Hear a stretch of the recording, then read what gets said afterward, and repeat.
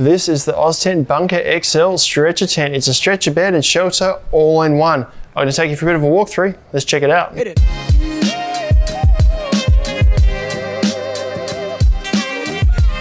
Ben from Stones here, folks, with the Oztent Bunker XL stretcher tent. This is a stretcher bed on the base and a shelter on the top. It's great for people who are traveling alone, four-wheel drive touring or car camping and want to keep things nice and simple. It sets up really easily and keeps you protected from the weather. I'll take you for a walkthrough, but we'll start with the fabrics. And the whole thing weighs about 17 kilos. The fly sheet, I don't have a denier spec on that, but it's a heavy-duty polyester with a 1000mm waterhead, and it is seam sealed throughout. It feels really heavy-duty. Underneath the tent here, I just unzip the door so we can see the inner tent as well. Also made of the same 600 denier, or sorry, it's not I don't know the denier, but it's the same heavy duty ripstop polyester. An ultrafine mesh in the doors here, and it is an ultrafine mesh. It's probably even going to give you midge protection, those ones there. I'll show you a bit more of the padding inside here shortly, but in underneath there is a 600 denier polyester base, so it's nice and durable and nice and strong, the section that you lie on. And the frame is a powder coated steel frame throughout, so nice and heavy duty. I'll jump inside and show you the features in there shortly. I want to start with the features on the outside for now though, so we'll start down here at the foot end. So just down at the foot end here, we do have a vent. At the moment this is closed. There's a Velcro tab here that if we undo that, it reveals a little kickstand in underneath there, so we can push this vent out to allow cross ventilation through the tent. There's a little guy rope attached to that as well, so we can actually peg that out to keep it nice and open. If we come to the side of the tent, so we've got a central zipper. There's no zipper at the rear here, so this panel stays as a solid panel. We normally have this pegged out as a little gusset here. We can't do that in this floor here today.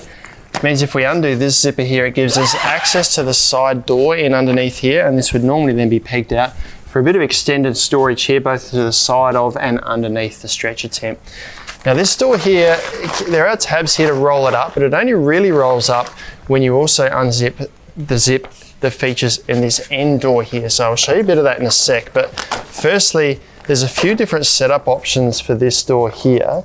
Firstly, zipped closed, as I've got it here for full weather protection. If we undo the first zip on each side, up underneath the flap here, we can peg it out as a gusseted awning. This reveals this little extra bit of fabric here, so we can peg this out as weather protected storage at the end of the tent here. And we can go one step further and unzip the gusset zipper as well.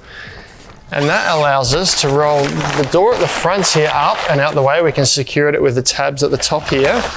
And furthermore, we can then roll, if we unclip it at the base here, we can roll these sides up and also secure them at the front here to allow plenty of ventilation around the front of the tent. And you can do the same thing on this side here as well.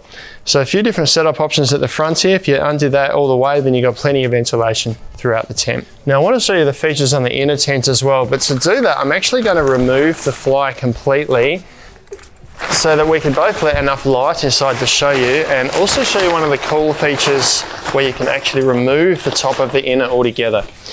So we have a look at the inner, we can see we've got this mesh panel that runs through the middle here. We've got the polyester at the end. It's a solid panel here at the ends, and then at this end here we've got a half, or it's a full mesh panel, but the zipper only comes halfway up. We'll show you that when I crawl inside.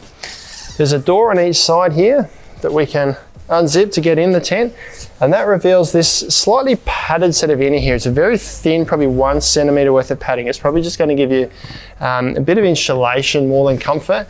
You certainly benefit from putting another mat in here. With regards to the doorways or access to the tent, we've got the long doors on each side that I'm sitting in at the moment. So this one here, and it's mirrored on the other side there. Then there's this little half sort of access point here. So not so much an access point for a person, but more so you can access the awning at the front of the tent there to get to your gear, or maybe even cook your breakfast in the morning. With regards to space inside the tent, we've got 80 centimetres in height here at the head end, and then that tapers down to 35 centimetres at the foot end back here, 90 centimetres in width, and about 200 centimetres in length. Now I have got one of our more popular 10 centimetre thick mats here with us today that measures 198 centimetres in length, 77 centimetres in width. I'm going to chuck that inside and then I'll crawl in 185 centimetres, show you how comfortably I fit. Now these are rated to 150 kilos, so you can fit a reasonably large person in here pretty comfortably without any problems. And I've got plenty of space width-wise. I've got room, got a little bit of space each side for a bit of storage if I like, but certainly don't feel cramped width-wise. And length-wise, this mat at 198 centimeters fits pretty comfortably with even a couple of centimeters of space at the end there.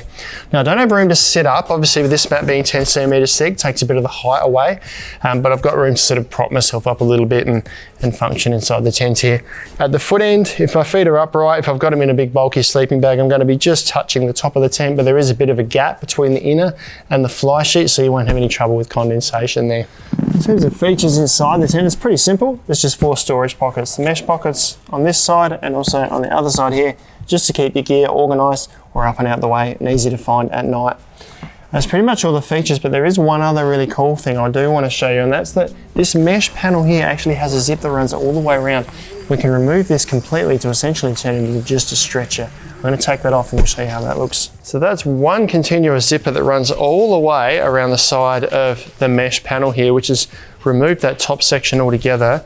We can tuck this back a little bit at the ends here, and we've essentially just turned this now into a stretcher bed if we don't need this. So using it inside a tent now, obviously you've still got a bit of a bed head here, I suppose. You could turn that into something fancy if you liked, but it's now just a stretcher bed.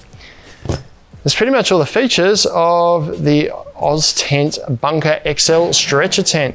You can grab them online at snowies.com.au at our lowest prices every day.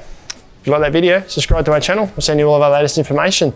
Got any questions, let us know down in the comments below, or check out some other sleeping options like this one down here.